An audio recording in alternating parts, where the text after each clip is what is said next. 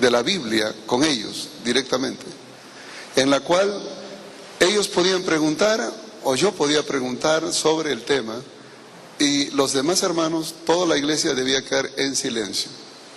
Y fue una experiencia interesante. El diálogo duró 5 horas y media, de corrido, ni para ir al baño.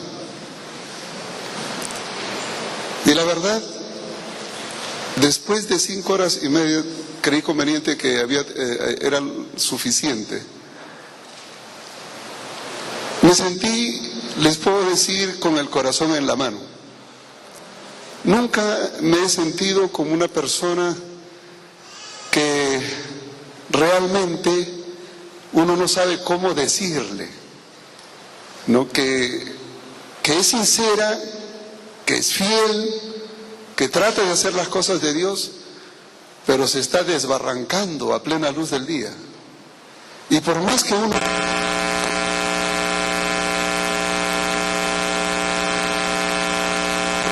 ¿Cómo se siente usted cuando ve eso? Realmente es una tragedia, pero esa es la forma como yo me sentí después de 5 horas y media de conversar con ellos. Lo único que puedo decirles es, miren hermanos, les digo, me queda claro una cosa, que ustedes, en primer lugar, dejaron de ser parte de la Iglesia Adventista del Séptimo Día. Ustedes no son. Y son mentirosos, porque la Biblia dice que el que levanta falso testimonio, el que no dice la verdad, es mentiroso. Ustedes son mentirosos porque vienen aquí a la iglesia y dicen que son adventistas del séptimo día, cuando no lo son. Hoy día la iglesia ya no tendrá que decir si es adventista del séptimo día, sino, hermano, ¿es usted adventista del séptimo día y da diezmos y ofrendas en la iglesia adventista del séptimo día aquí en la UNAC o dónde las da?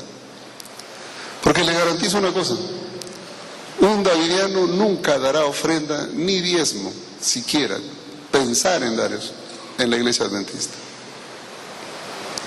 Entonces, si uno quisiera detectar quién es davidiano, le decía, pastor, es muy fácil. Pídele a los diáconos que pasen los platillos, que den ofrenda. El que no da, ese hay que sospechar que...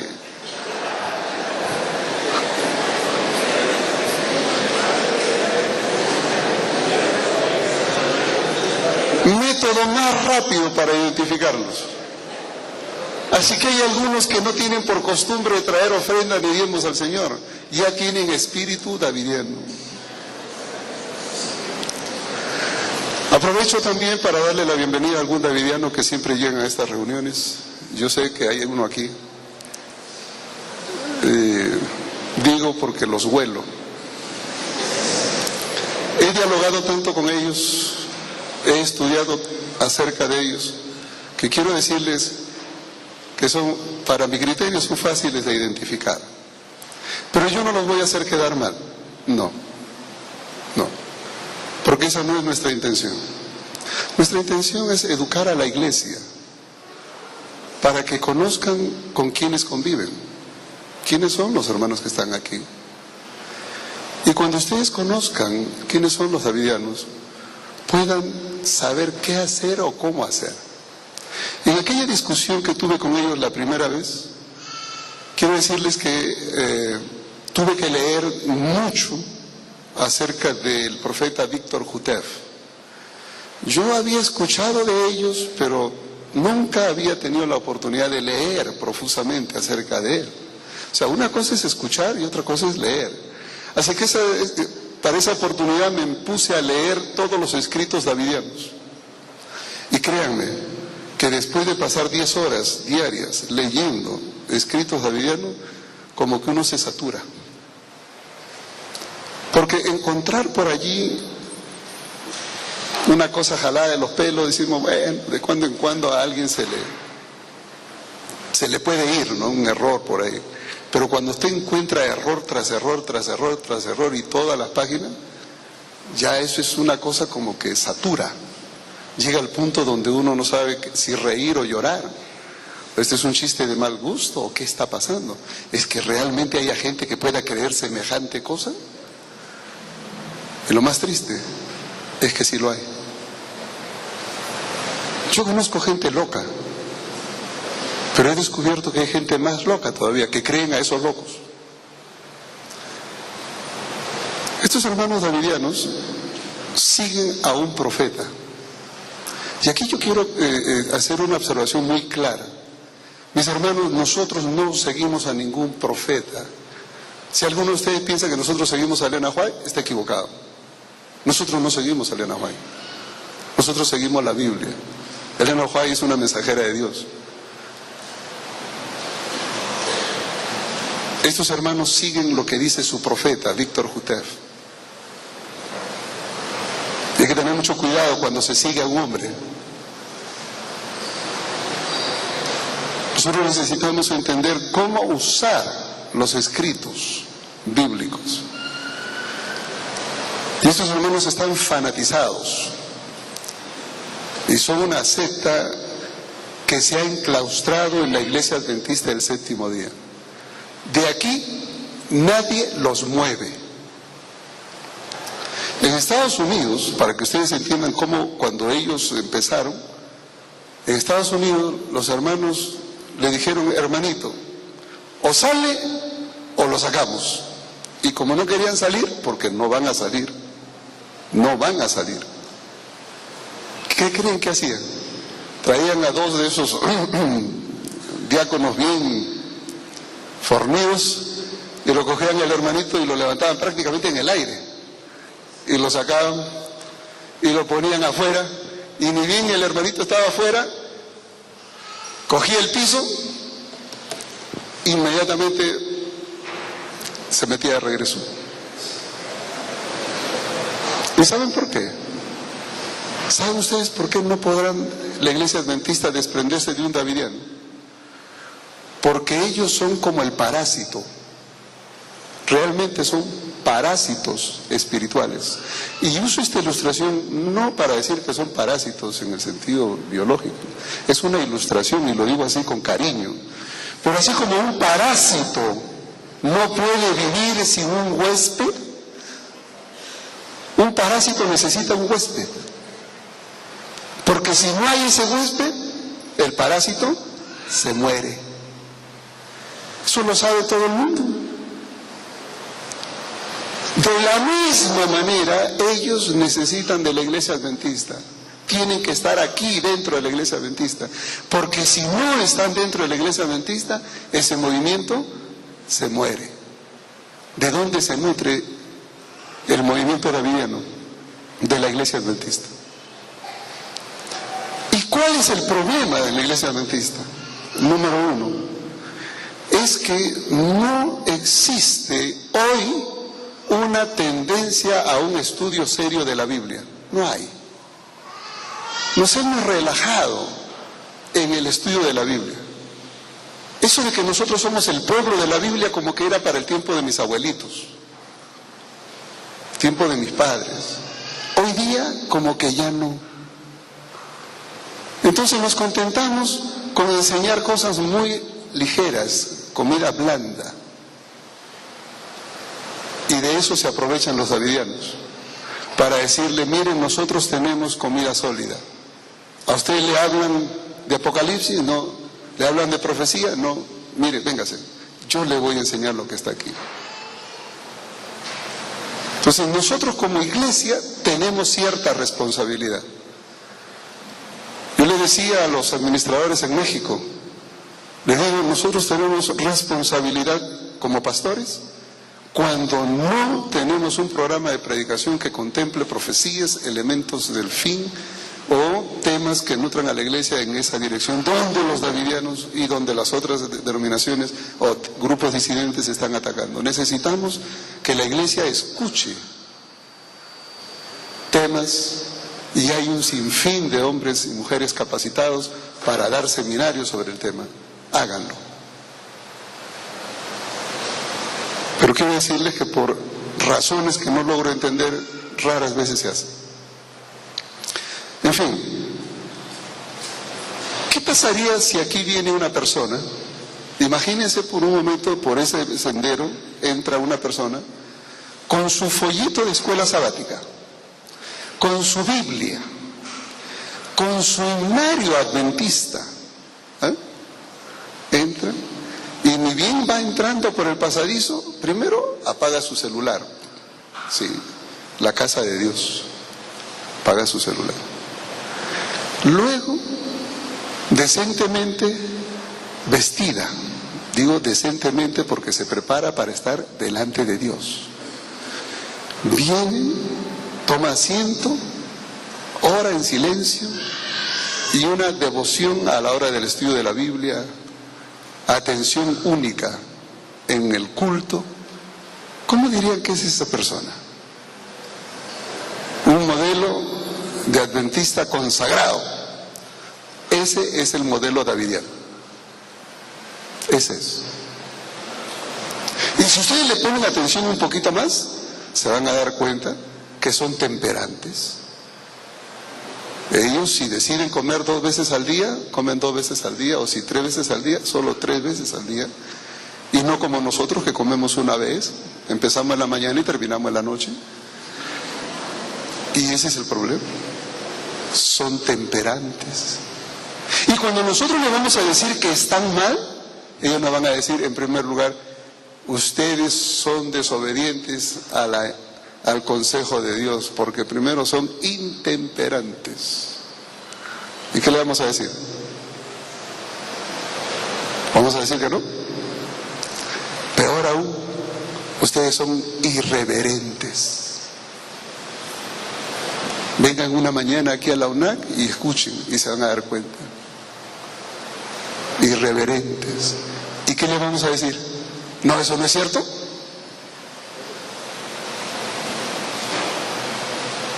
Ellos tienen razón en algunas cosas. Cuando critican a la iglesia adventista de ser intemperantes, tienen razón.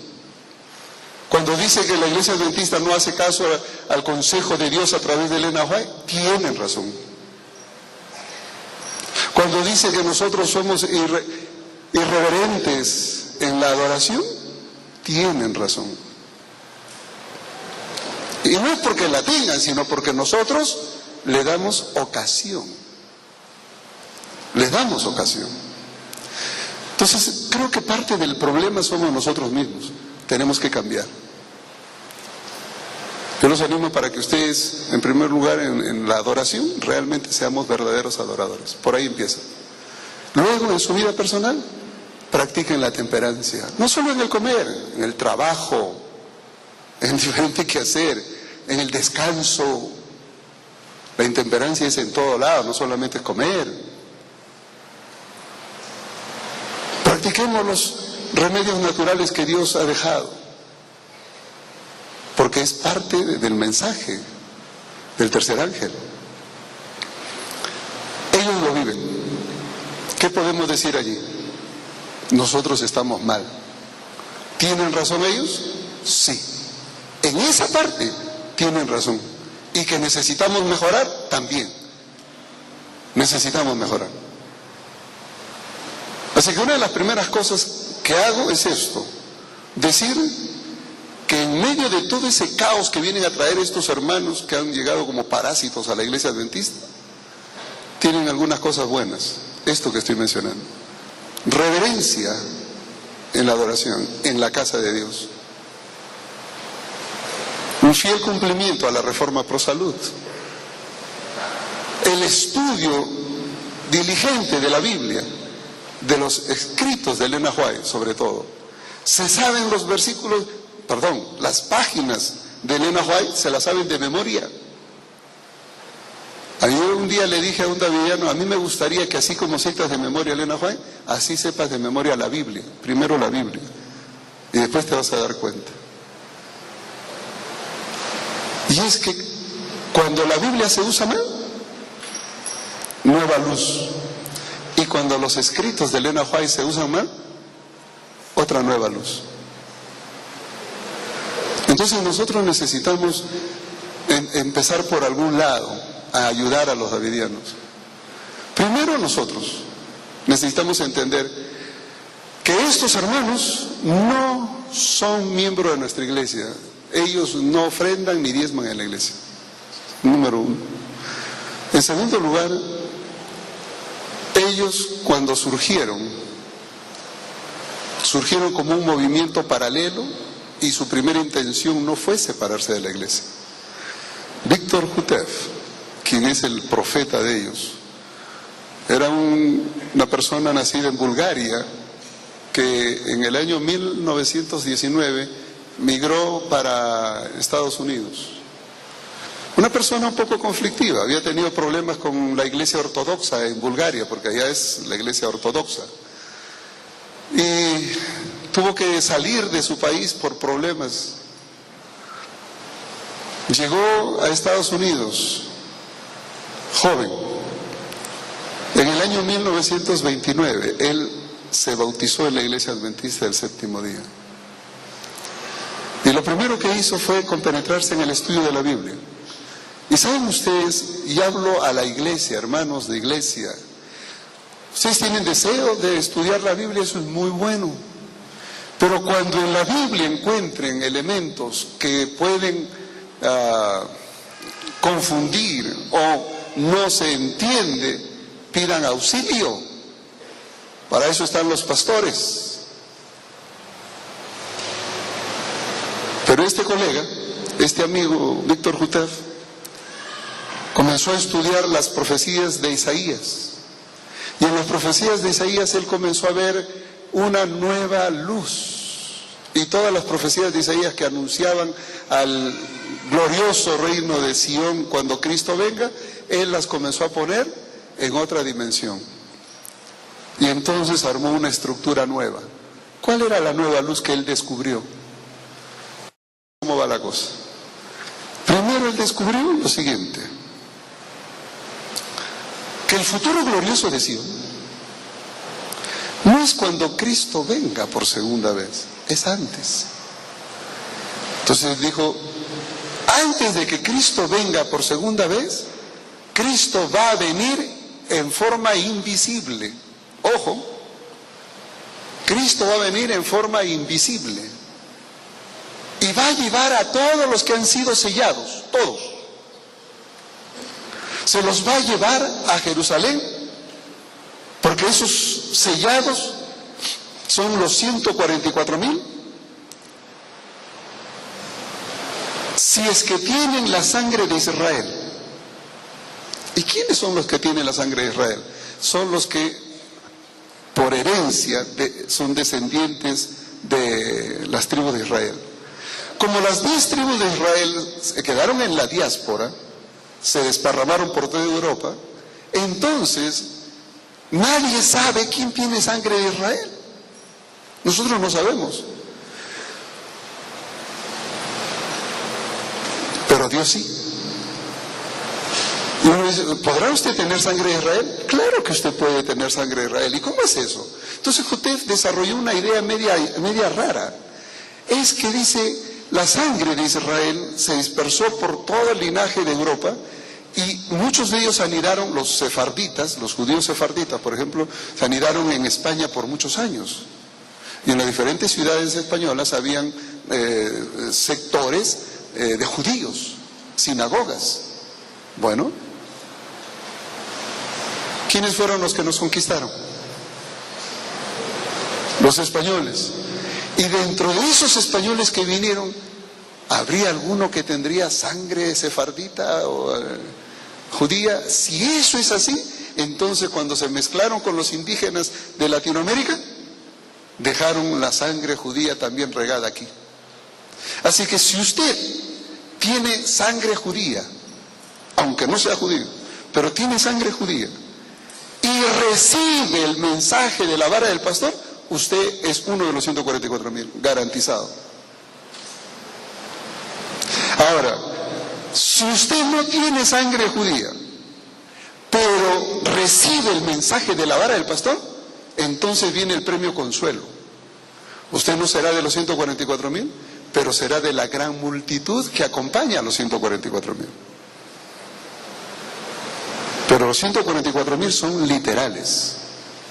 Y entonces usted descubrió esa nueva luz, que esos 144,000 literales serían reunidos por Cristo, quien vendría en forma espiritual, invisible. Vendría para fundar su reino en Jerusalén, sacar de allí a los judíos, a los árabes, y poner su reino eterno allí. Ese sería el cumplimiento de la profecía de Daniel 2. Porque según ellos, la piedra que cae sobre Daniel 2, sobre los pies de la estatua, esa piedra, ese es el movimiento davidiano. Los 144,000 que vienen a formar un reino en Jerusalén, y de ahí se hace un monte grande. Cuando Cristo inaugure el reino invisible, entonces ocurrirían dos cosas. La primera, una vez instituido ese reino, los 144,000 serán llevados literalmente a Jerusalén. La gran multitud esperará. La primera cosa que va a ocurrir es que en las iglesias adventistas, todos aquellos que no aceptaron el mensaje davidiano serán muertos. Los ángeles del Señor vendrán y aniquilarán a todos los adventistas del séptimo día que rechazaron el mensaje de la vara del pastor. Y con eso prácticamente le están diciendo: hermanito, si usted rechaza, sepa que se está condenando a muerte. En segundo lugar, lo que va a ocurrir es que después que se mate a los adventistas que rechazaron el sellamiento de Dios, los 144,000 irán a todo el mundo. Y esa será la predicación del fuerte pregón. Y toda la predicación será para convertir al mundo gentil, a todas las naciones, tribu, lengua y pueblo. Y todos los que se conviertan allí serán parte de la gran multitud. Y aquí hay varios problemas. Varios. En primer lugar, ¿dónde en la Biblia se insinúa siquiera que Cristo va a venir en forma invisible a poner un reino en Jerusalén en forma literal antes de su segunda venida? ¿Dónde? ¿Dónde está? No hay. No hay. Lo que pasa es que el amigo Jutef, él tomó algunos textos bíblicos y le dio una interpretación literal y antojadiza. Claro, si yo me pongo a hacer eso, puedo inventar un catálogo nuevo de doctrinas. Pero el problema no es qué es lo que a mí me gustaría, sino qué es lo que la Biblia dice. Entonces, Víctor Jutef tuvo una interpretación errada de las Escrituras. Lo curioso de este hombre es que él se atrevió a escribir todas esas cosas. Las escribió en 2 libros. Primero, él escribió un volumen y después el segundo. Se llamó La vara del pastor. El primer volumen apareció en el año 1930. La vara del pastor. El segundo volumen apareció en 1932, cuando él estaba siendo, vamos a decir, desfraternizado. Estaba en estudio para su desfraternización. Él publicó esos 2 libros. En esos 2 libros él pone la esencia de sus enseñanzas, La vara del pastor. Quiero decirle que ustedes pueden encontrar esos libros ahora en español, en la web, están en páginas en la red, ahí existe. Solamente tengan en cuenta una cosa: si usted sabe manejar el veneno, con cuidado, pero si no lo sabe manejar, ni se acerque, ¿no? Una vez yo encontré a alguien que estaba con ácido muriático y estaba limpiando unos waters, ¿cómo se llama eso? De los baños, toilets, esas cosas ahí. Y entonces veía cómo echaba y le echaba el ácido al agua y le decía, no hagas eso. Si tú le echas al agua te va a salpicar. Échalo por los costaditos, que vaya por el costadito. Ah, dice, con razón, ya me había quemado varias veces. Sí, le digo, es que no se puede echar un ácido al agua, reacción inmediata. Pero si se lo echa por el costadito, como está, es una reacción más lenta, no pasa nada. Así se manejan los ácidos. Ah, ese hombre estaba manejando ácido sin saber y se quemaba varias veces y se le salpicaba.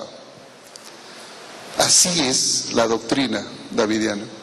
Si usted no sabe manejarla, no se meta. Quiero decirle que esto no es para todos. Esto no es porque algunas personas dicen, entonces yo voy a ir y leer y a ver qué onda, ¿no? ¿Cómo está la cosa? No. Tengan cuidado. Simplemente le digo eso. El veneno es veneno y mata. Así que tenga cuidado cómo lo maneja. Esos dos libros están en la web, están en español, han sido traducidos. Existen toda la literatura en inglés, de la cual casi el 70-80% ya está en español. Así que es fácil acceso a eso ahora. Víctor Jutef, además de escribir esos dos libros, escribió una serie de tratados, donde él ponía preguntas y respuestas, preguntas y respuestas, preguntas y respuestas. Y los puso como folletitos y ponía tratado 1, tratado 2, y son 5 tratados. Así que la serie de tratados. Después hizo dos series, cada serie tenía 16 folletos y le tituló Códigos Simbólicos. Los códigos simbólicos era el equivalente a la Review and Herald que nosotros tenemos, a la revista adventista, por donde se transmite nuestra doctrina y además se hacen anuncios de lo que hace la iglesia a nivel mundial.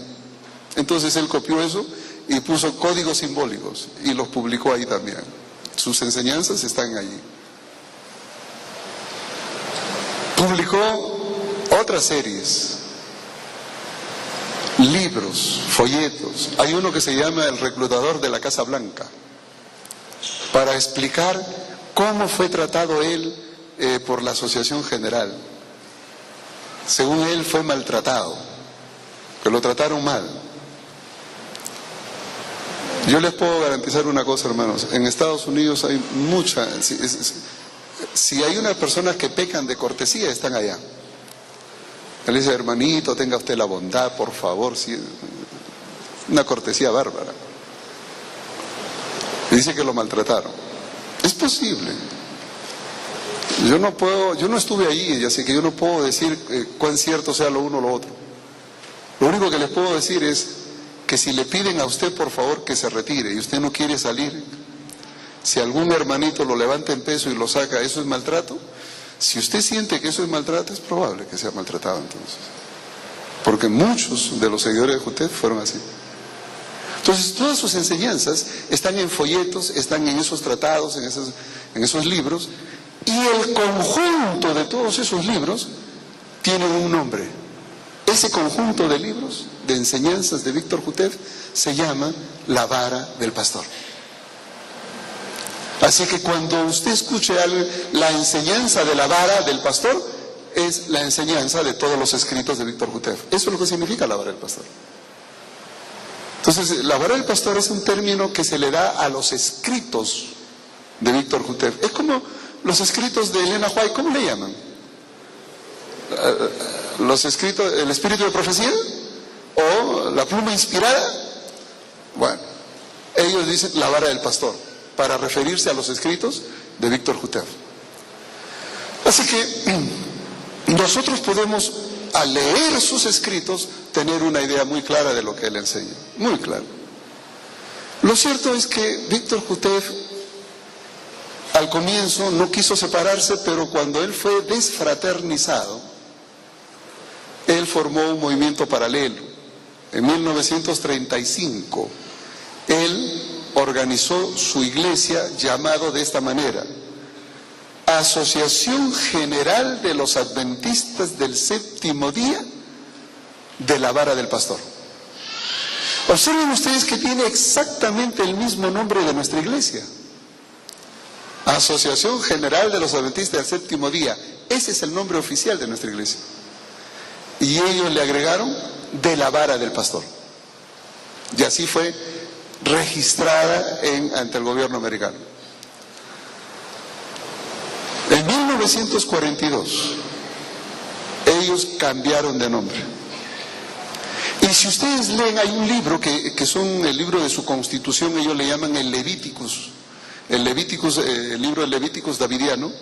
El Levíticus davidiano no es otra cosa que el conjunto de normas, la normatividad, la constitución del movimiento davidiano.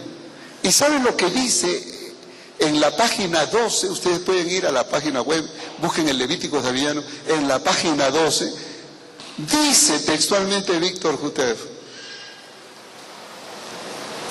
el nuevo nombre es Asociación General de los Adventistas del Séptimo Día Davidianos. Él mismo le cambió nombre. Empezó siendo de la Vara del Pastor y en 1942 le cambió a Davidianos. ¿Por qué Davidianos? Porque ese reino que Cristo viene en forma invisible para instaurar en Jerusalén con los 144,000, ese será el reino de David. Habrá un rey David que reine allí. No será el mismo rey David de hace 3,000 años, sino un David actual, nuevo, renovado, moderno, pero uno que cumpla la función del rey David de aquel tiempo.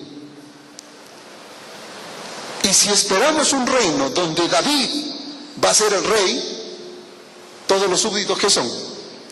Davidianos. Así que por eso es que él cambió el nombre de la Vara del Pastor a Asociación General de los Adventistas del Séptimo Día Davidianos. Y en la página 12 dice lo siguiente: este grupo es una rama, y quiero subrayar eso, rama, separada de la iglesia adventista del Séptimo Día, que es la iglesia decadente. Y allí nos define a nosotros como la iglesia decadente. En otras palabras, según la constitución davidiana, ellos son el remanente del remanente.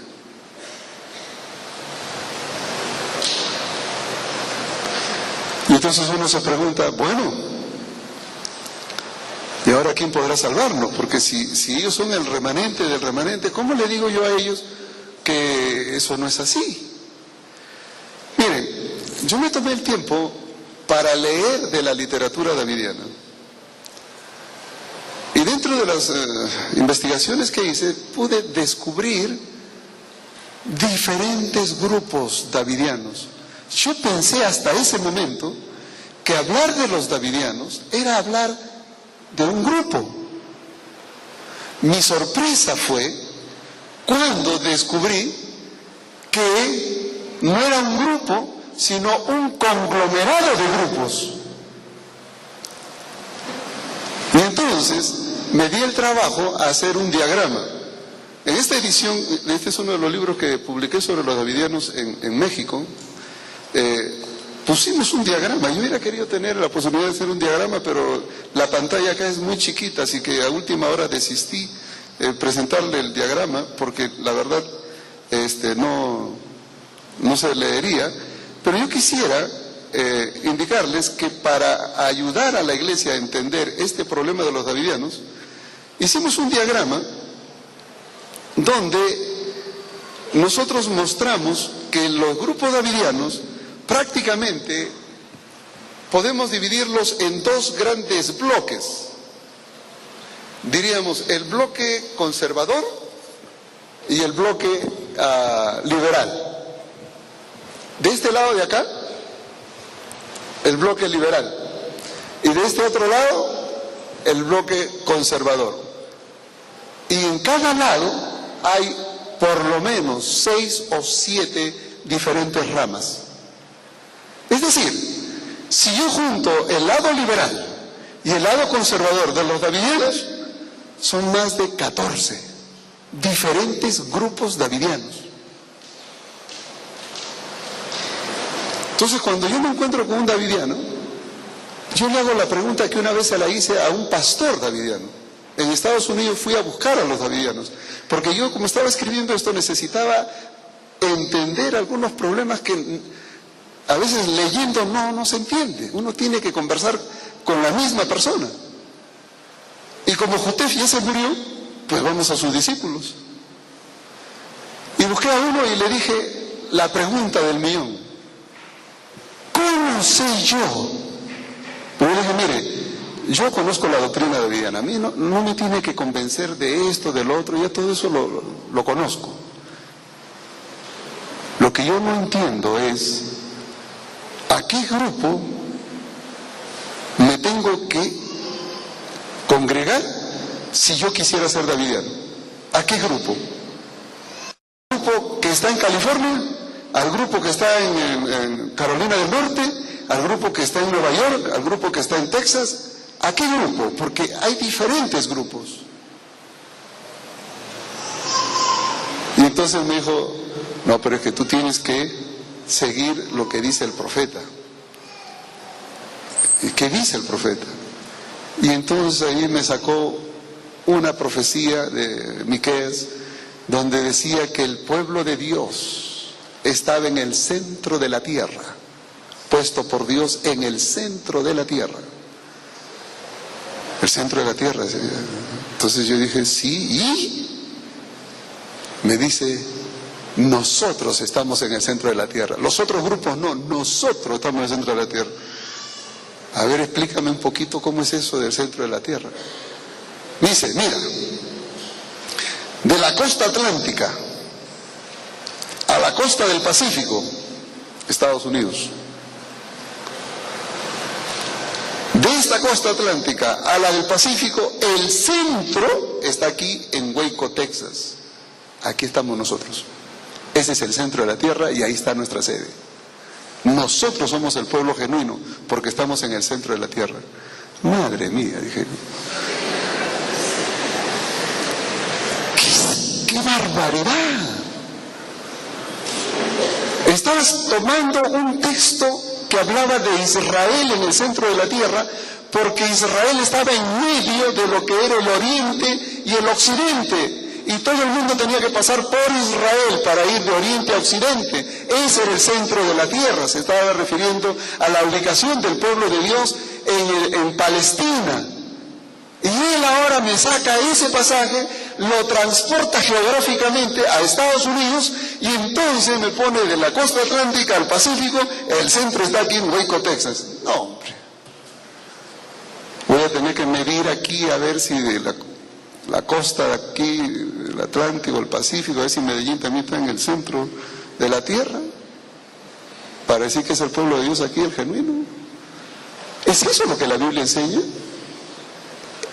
Eso es lo que interpretó Jotef. ¿Se imagina un profeta de esa categoría? Que saca el texto bíblico fuera de su contexto histórico, geográfico y se lo pone acá. No, pues si es así, entonces podemos hacer decir la Biblia cualquier cosa. Cuando me dijo eso dije, bueno, un loco más. Le agradecí, me respondió las preguntas que necesitaba y me fui. Y entendí el dilema. El dilema pasa por el entendimiento bíblico. Totalmente descontextualizado.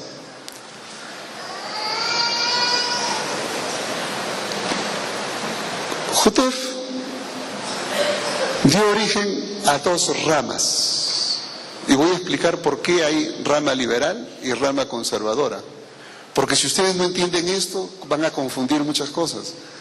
Yo escucho muchos comentarios y digo, es que no es así. He leído varios artículos, inclusive alguien me mandó de Estados Unidos una vez un documento, me dijo, mira, yo no puedo ir a una convención, pero tú vas a estar ahí, lee mi documento. Y yo fui a esa convención y no leí el documento, porque no me llegó a tiempo en primer lugar, y me llegó después que terminó la convención.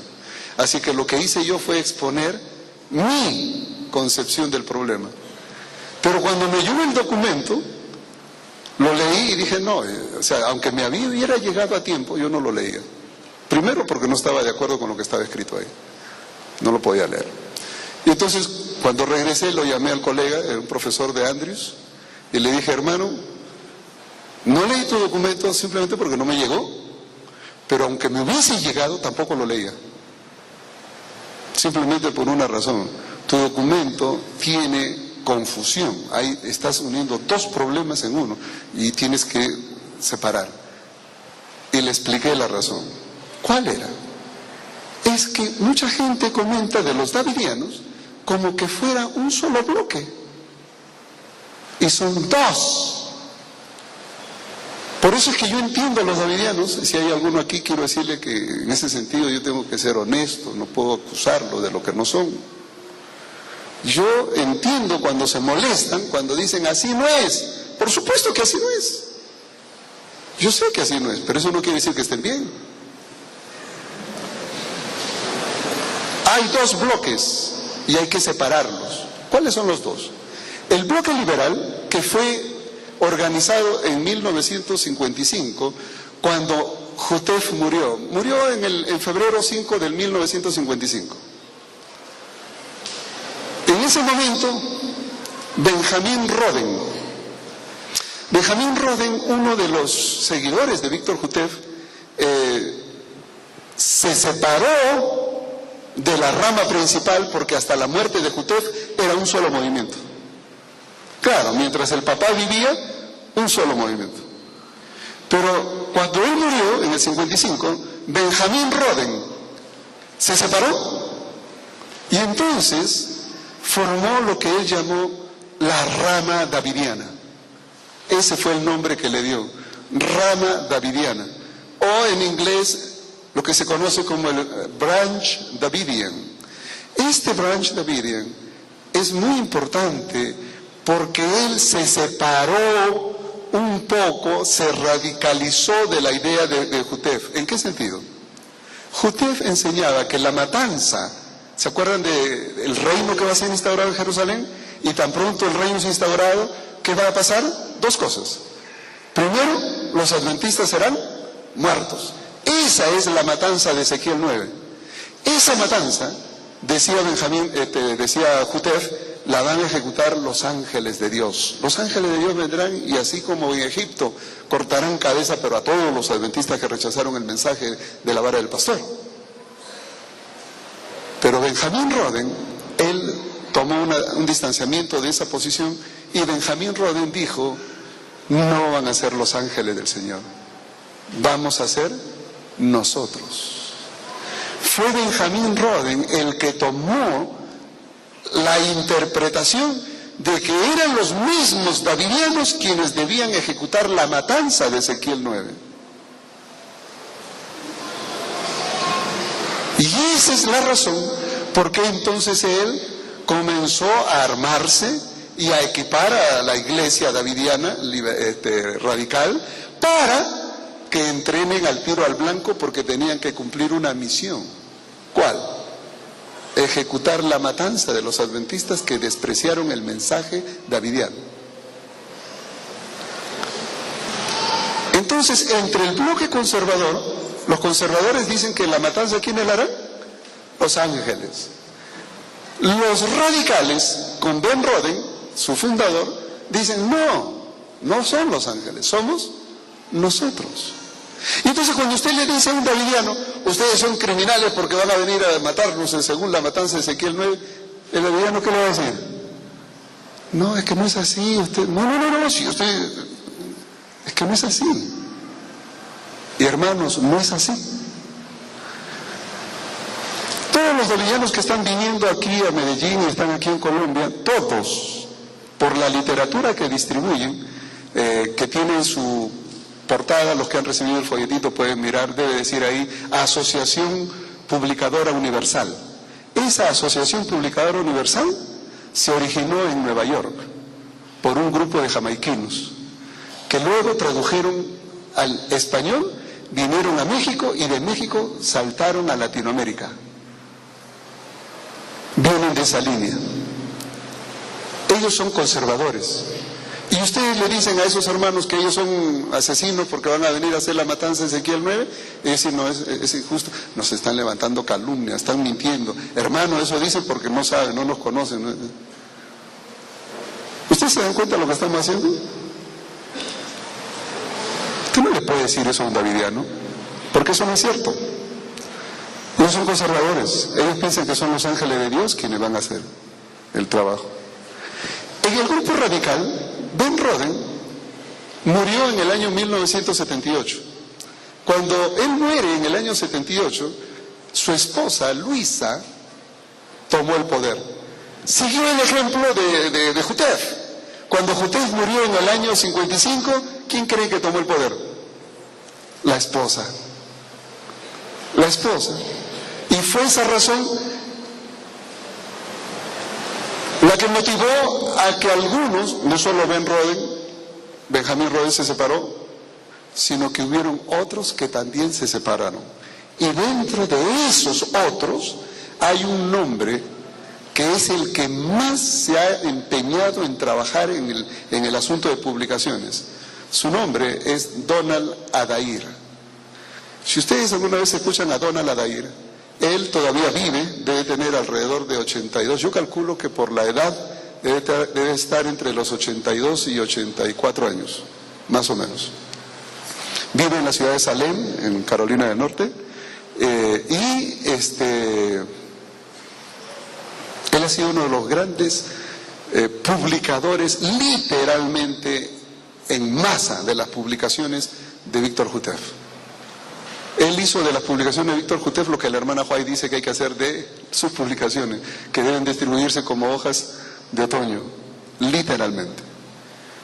Bueno, Donald Adair, él escribió un libro donde él cuenta su testimonio, cómo conoció el mundo davidiano y cómo lo percibió él. Él conoció a los davidianos en su juventud. Tendría entre 18 y 19 años cuando conoció a Víctor Jutef. Se quedó con Víctor Jutef y Víctor Jutef, el profeta davidiano, fue su maestro. Y él lo único que conoce es la doctrina davidiana porque se crió a los pies de Jutef. Y cuando Jutef murió en el 55, si alguien debía ser considerado un colaborador del movimiento, debía ser Donald Adair y otro hermano Barden, que había sido inclusive obrero en la iglesia adventista. Pero no, la esposa Florence Jutef tomó el poder y eso hizo que Adair se retirara, al igual que Benjamín Roden originara la rama davidiana. Adair se retiró pero no originó nada, simplemente se retiró y formaron lo que sería luego el movimiento de restauración. Pero dejemos ahí un ratito y les hablo de Ben Roden, luego les hablo del otro, para que entiendan el problema.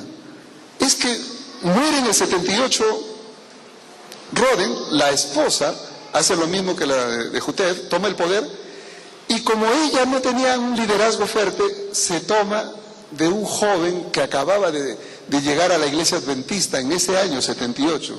Su nombre,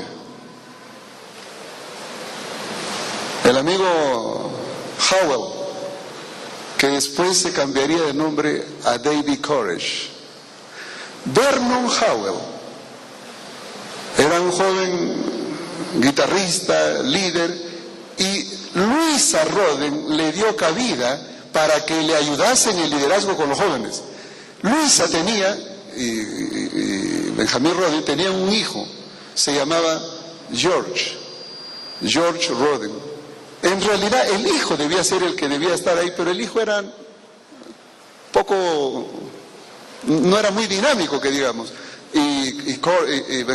Vernon Howell tenía más chispa, tenía liderazgo. Y entonces la esposa usó a Vernon Howell. Y es allí donde empezó el problema. Porque entonces cuando muere Luisa, quien despierta la realidad y quiere tomar el liderazgo es el hijo, George Roden. Pero se encuentra con que Howell había captado el liderazgo de todos los jóvenes. Y entonces, como no pudieron solucionar sus problemas a buenas, ¿qué creen que hicieron? Cogieron a tiros, porque como tenían armas ellos, adventistas, davidianos, se cogieron a balazos, literalmente, y fueron a corte. Y el juez dice, bueno, nosotros tenemos que legislar el problema de líos de aquí de las balas, pero de ahí de la iglesia ese es el problema de ustedes. Y entonces dijeron, si este es un problema religioso, el juez dijo que la iglesia decida quién quiere ser su líder y que ese es su problema de la iglesia. Y la iglesia decidió que Howell sea su líder, porque él había estado con ellos. Y es así como Howell aparece como líder de esa rama davidiana. Se cambió del nombre a David Koresh y la historia de él termina en 1993, en abril, cuando murió calcinado con otras tantas personas allí, entre niños y mujeres. Y créanme que hasta el día de hoy hay gente que espera que él resucite conforme el Mesías resucitó al tercer día. Primero pensó que eran a los 3 meses, después a los 3 años. Siguen esperando. Así que el movimiento de David Koresh no ha muerto, sigue latente, está latente. Pero quiero decirles algo más.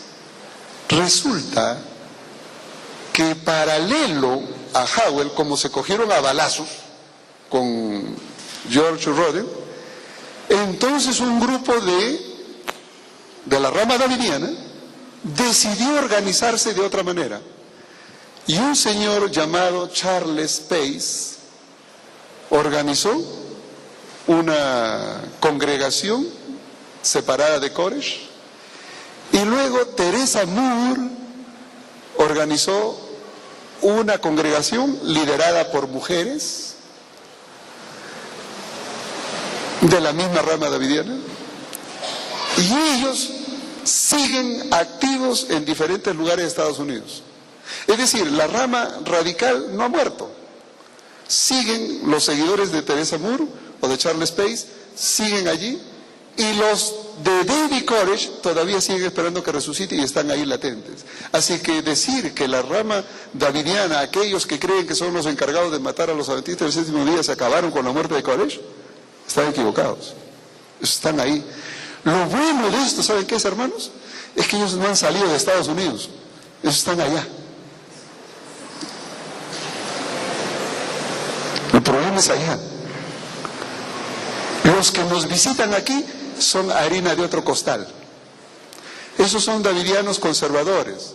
Son aquellos que creen que la ejecución de la matanza la va a realizar los ángeles. Ya. O sea, no tenemos que achacarles a ellos lo que otros dicen. Son davidianos, pero de otro lado. ¿Ok? Hay que hacer la diferencia. Ahora, dentro de ese grupo existen el grupo de Florence Kutef. ¿Le digo qué hizo Florence? Para que vean el error davidiano. Claro que los davidianos aceptan esto y ellos critican a Florence Kutef, por supuesto. Y es que Florence Kutef, la esposa de Víctor Kutef, fue una impostora. Sí. Porque ella, en el año 1955, tomó el poder del grupo davidiano central en Monte Carmelo, y entonces, en noviembre de ese año, dijo, bueno, mi esposo era profeta y yo también tengo que ser profeta. Y se le ocurrió haber tenido un sueño, según ella, donde los 1260 días, la profecía de 1260 días de Apocalipsis 10:11, se volvería a cumplir, pero en forma literal. Y entonces, cuando se cuenta de noviembre de 1955, caía el 22 de abril de 1959, los 1260 días. Y entonces él dijo, el 22 de abril de 1959, Cristo viene para instaurar el reino. Puso fecha para la venida de Cristo y la instauración del reino. Es decir, Cristo invisible viene a instaurar el reino davidiano en Jerusalén, 22 de abril de 1959. Lógicamente, se convocó a todos los davidianos el 16 de abril, una semana antes, se los convocó para que haya una semana de reavivamiento en preparación para todos los que vayan a ser trasladados al reino, a la inauguración del reino. Bueno, ¿quiénes creen que fueron allí? Miren, allí no solamente estuvieron los seguidores de Flores Kutef, sino que por si acaso no vaya a ser cierto, ahí también estuvo Benjamín Roden, aquel que había hecho la rama davidiana, vino a esa congregación, a esa convocatoria. Donald Adair, quien se había separado porque el liderazgo de la mujer no era el adecuado según él y se retiró, y de hecho fue desfraternizado por Flores Kutef, él también vino a la convocación. O sea, me habrán borrado todo lo que quiera, pero yo soy davidiano, decía él. Y llegó ahí, por si acaso, no sea que sea realidad lo del reino y yo me quede afuera. Y esperaron el 22 de abril. ¿Y qué creen? Pasó nada. No pasó nada. Y como no pasó nada, entonces Flores Kutef tuvo que decir, ahora, ¿por qué no pasó? Lógicamente, tuvo otro sueño, otra visión. Y en esa visión, ¿qué creen que vio? Ella dice, Dios me ha revelado que la venida del Señor para la instauración del reino no se cumplió, porque Dios quiere que primero evangelicemos a los protestantes. Tenemos que ir a evangelizar a los protestantes.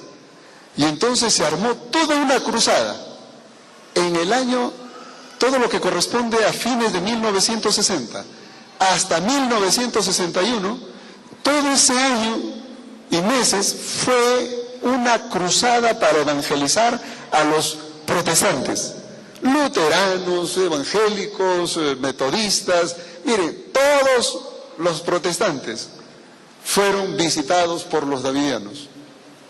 Ahora imagínense ustedes a un davidiano yendo a un metodista, a un luterano y diciéndole, la hermana Huay dice esto. El profeta Kutef dice esto otro. Y la pluma inspirada de Elena White lo corrobora. ¿Qué creen que le va a decir un calvinista? Esto es como que venga alguien aquí y le diga, hermano, mire, tengo un mensaje para usted. José Smith dice esto. ¿Ah? Y Mahoma lo corrobora.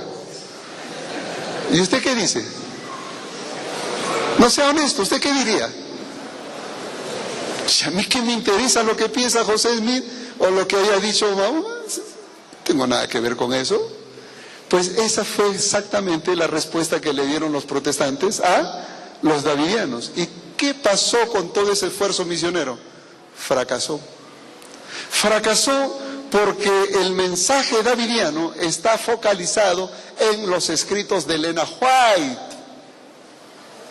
y en el mensaje de Kutef. Si su mensaje fuera centrado en la Biblia, dijera, tenemos un punto de común, vamos a estudiar la Biblia con los protestantes.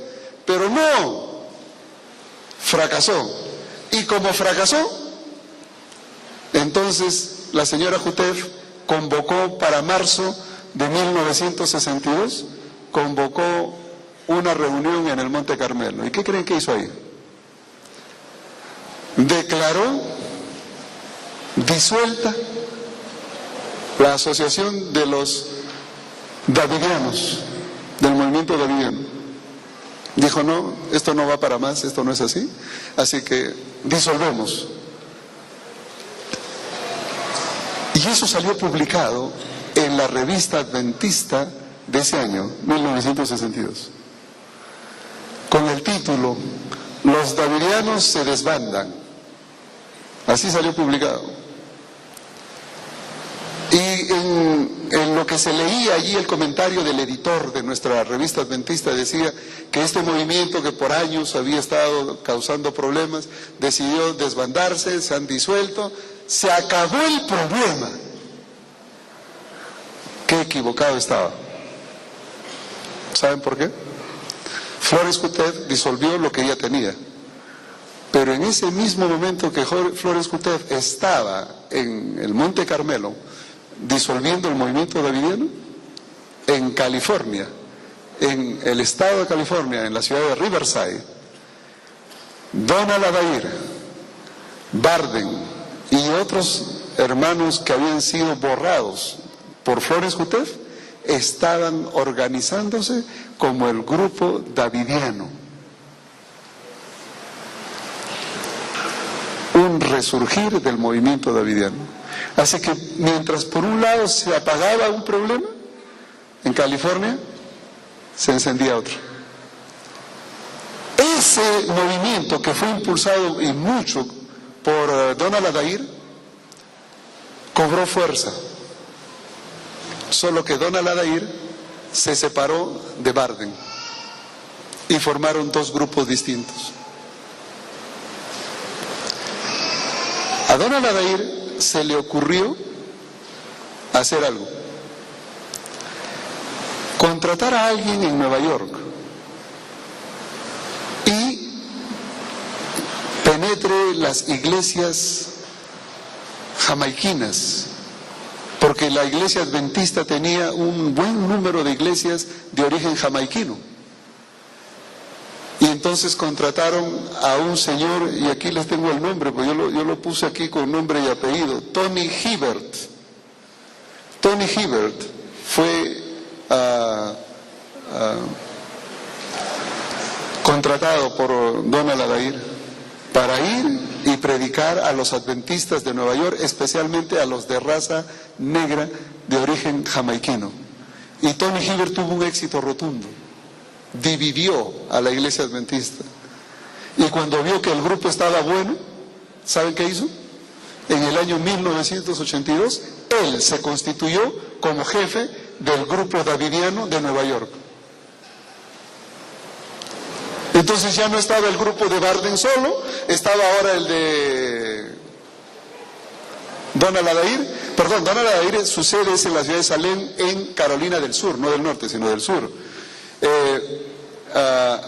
Y de paso, en Carolina del Sur, en la ciudad de Salem, es el único lugar en todo Estados Unidos y Latinoamérica donde la iglesia davidiana tiene un local propio. Los davidianos no tienen iglesia. Donald Adair fue el único que ha construido una iglesia davidiana. Bueno, Tony Hibbert se introdujo en Nueva York y Tony Hibbert fue el que organizó la publicadora, la Asociación Publicadora Universal, Tony Hibbert. Y yo me entrevisté con uno de los seguidores de Tony Hibbert, un pastor asistente. Dios me lo puso en el camino, porque si yo hubiera buscado las oficinas no los hubiera encontrado. Pero me lo puso en el camino. Y le dije, ¿por qué yo tengo que seguir el grupo de ustedes y no el de Donald Adair? Esa fue mi pregunta directa. Y le digo, si ustedes enseñan lo mismo, están usando los mismos materiales, publican lo mismo, ¿por qué yo tendría que unirme a ti y no a él? ¿Qué es lo que él tiene de malo? ¿Por qué no él y tú sí? ¿Cuál es el problema con Donald Adair? Y mi pregunta iba directa a una respuesta que me ayude a mí a entender la problemática interna, cosas que no se publican, pero que se viven. Y lo que yo escuché me llamó la atención. Ese pastor me dijo, nosotros nos hemos separado de Donald Adair porque él es racista. Nosotros hemos crecido en Nueva York, hemos hecho un buen trabajo, hemos crecido, eso significa destruido muchas iglesias adventistas. Y Donald Adair no nos permite compartir la administración con él porque solamente somos de color y él quiere que solo los blancos administren. Y nosotros, debido a esa discriminación, nos hemos separado. Y nosotros sí aceptamos linaje que sea, pero la mayoría de nosotros somos de color e hispanos. Y ahí fue donde entró el asunto hispano.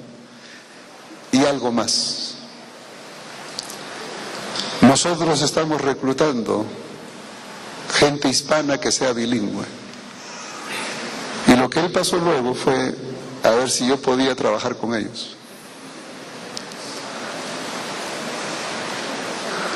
Yo le dije que yo ya tenía otro trabajo. Este era mi trabajo. Escribir sobre ellos. Pero allí entendí no solamente cómo es que trabajaban, sino las estrategias de trabajo. Por eso a los davidianos que puedan estar presentes le digo, no solamente conozco lo que piensan, sino aún cómo trabajan. Y les digo, son deshonestos, nada más. Esa asociación publicadora tiene una sede postal en Waco, Texas, porque para un davidiano ser de Waco, Texas es crucial, porque ese es el centro de la tierra. Según el profeta Jutef, ese es el centro de la tierra. Entonces es crucial. Y todos tienen casilla postal allí. Yo le dije, oye, espérate, quiero hacer una pregunta. Le digo, mira, aquel que está en la cuadra aquella, me entregó este folleto y se lo mostré. Me dijo, mira, me dio este folleto. Esto es tuyo, ¿verdad? Sí. Ok. Le digo, mira lo que dice aquí. Aquí dice casilla postal Loma Linda, California. ¿Cómo me dices tú que tú tienes tu sede en el centro de la tierra si acá dice Loma Linda, California? ¿Cómo me explicas eso? Ustedes no se imaginan las preguntas que uno tiene que hacer a veces para poder investigar. Me dijo, no, es que eso se obedece a otra cosa. Mira, me dice, si nosotros ponemos Waco, Texas, la iglesia adventista está advertida que cualquier cosa que venga de Waco, Texas, es davidiano. Eso lo sabe todo el mundo. Pero nosotros ponemos Loma Linda porque pues hay una universidad en Loma Linda y entonces piensan que somos de la iglesia de Loma Linda, la universidad de Loma Linda, la comunidad de Loma Linda. Y todas las cartas que lleguen a Loma Linda son juntadas y enviadas como paquete hacia Waco, Texas. En otras palabras, ese es un despiste. Ah, qué bueno, le digo. Cuando pueda lo voy a hacer público. Les digo cómo trabajan. Son muy ingeniosos. Yo conté 7 grupos. Les puedo decir sus líderes. Barden es uno de ellos. Bingham es otro. Donald Adair es un tercero. Tony Hiver es un cuarto. Jordan es otro. Jordan era de Trinidad y Tobago y evangelizó Canadá. Peter Nosworthy es otro. Mike Smithson otro. Y miren, podríamos citar la historia de cada uno de ellos. Pero a mí me interesa que ustedes sepan lo de Tony Hiver porque ese es el movimiento que viene para acá. El trabajo conjunto que hicieron en un primer momento Donald Adair y Tony Hiver, ellos son los que vienen para acá. Ahora, yo lo que no sé es si los davidianos saben eso. Porque entonces cuando yo veo una cosa de estas, un día le dije a los hermanos de México, hermanos, sáquenle fotocopia a esta hojita, y díganle a un davidiano, dime, de todos estos grupos davidianos, ¿dónde estás tú? Dime, ¿dónde estás tú? Y no solamente digan, ¿dónde estás tú? Sino, ¿cómo sabes tú que ese es el grupo bueno y no es el otro? Ese es el problema. O sea, saber la historia de los davidianos no es solamente entretener el tiempo, no. Es para cuestionar. ¿A qué grupo perteneces? ¿Y qué evidencia tienes tú de que ese es el bueno y no el otro? Yo, para estar seguro, mejor estoy en la iglesia adventista. Esa es la razón por qué no soy davidiano. Y les digo por qué. Porque la hermana White dice que Dios no dirige grupos pequeños por aquí y por allá como ovejas descarriadas, sino que Dios dirige un pueblo. Voy a leerles una cita que la señora White tiene en cuanto a este asunto.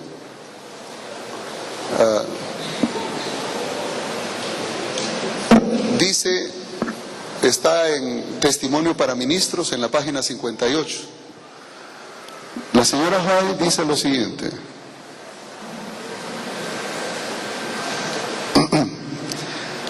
Dios tiene una iglesia sobre la tierra compuesta por su pueblo escogido, que guarda sus mandamientos. Él está dirigiendo no a vástagos descarriados, no uno aquí y otro allá, sino a un pueblo. Dios dirige un pueblo, no está dirigiendo vástagos descarriados, cabecillas por aquí, cabecillas por allá. No. Así que hay que tener en cuenta este detalle. Ahora, ¿cómo enfrentar a un davidiano? Una de las cosas que a mí me incomodó y me indignó en cierta forma, yo tengo que, a manera de reflexión, también dar mi testimonio personal. Hay una cosa que me ha indignado y les digo qué es. No, esto es como decir, cuando a uno le falta la santa paciencia, ¿no? Sí. Les digo qué es. Desde la primera vez que discutí con un grupo davidiano, ellos se arrogan la autoridad de discutir diciendo que los adventistas no tienen forma de demostrarle que ellos están en error.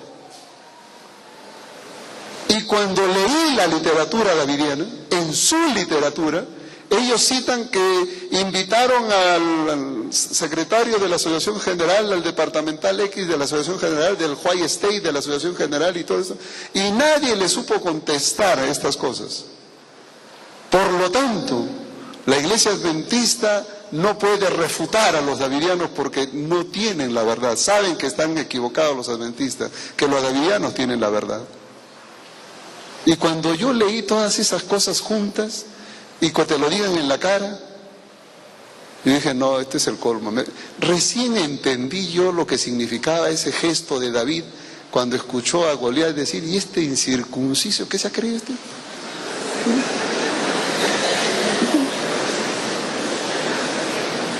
Y es que, no, la efervescencia. Y entonces yo le dije una cosa a estos hermanos, le digo, yo solamente les voy a hacer lo siguiente. Yo les voy a escribir un artículo donde voy a plantear el problema y se lo voy a dar para que ustedes lo lean, me contestan cuando quieran. Y esa fue la motivación. Yo le dije, Señor, estos hermanos están desafiándote. Lo único que podemos hacer es demostrarle que están en error. Pero yo voy a dedicar el tiempo, pero yo necesito que tú pongas lo que a mí me falta, sabiduría. Y durante los años que tomé tiempo para investigar, he visto cómo Dios de una manera circunstancial va guiando una y otra cosa. Y a través de las diferentes discusiones que hemos tenido con los davidianos, el Señor me ayudó a entender mejor el problema. De ahí que aprendí que la mejor forma de aprender de otro es discutiendo, intercambiando. Pero siempre de la palabra de Dios, siempre. Y esta mañana yo quisiera compartir con ustedes por lo menos la esencia de eso.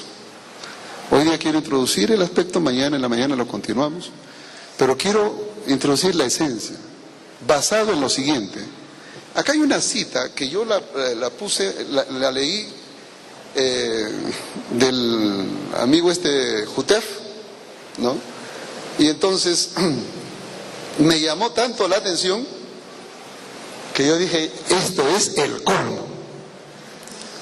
Y lo puse aquí en primera fila para decir lo siguiente. Voy a leerles textualmente lo que dice Víctor Jutef, el profeta davidiano. Leo, escuchen, siendo, como saben, fieles creyentes de la Biblia, o sea, él se cree fiel creyente de la Biblia, y de los escritos de la hermana White, y maduros adventistas del séptimo día, estamos seguros que la Biblia y los escritos de la hermana White apoyan la vara 100%. ¿Usted sabe qué significa esto? Esto es declaración de guerra. Estamos seguros que la Biblia y los escritos de Elena White apoyan la vara, la enseñanza de la vara. ¿Y cuál es la enseñanza de la vara? Los escritos de Jutef. La apoyan al 100%. Yo dije, ya encontré dónde empezar. Primer paso es demostrar que la Biblia no dice lo que Jutef dice. Y la primera cosa que vamos a discutir, y vamos a hacer un estudio bíblico, ahora sí, esta parte de preámbulo es para que despierten del sueño, pero para estudiar la Biblia ahora, vamos a hacernos la pregunta, porque cuando nosotros estudiamos la Biblia tenemos que contestar una pregunta. La pregunta es, ¿por qué los davidianos vienen a la iglesia adventista y no se van al frente a la iglesia católica, a los luteranos, a los calvinistas, a los evangélicos, a los testigos de Jehová?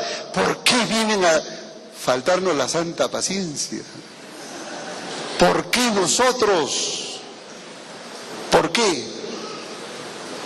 ¿Quieren saber por qué?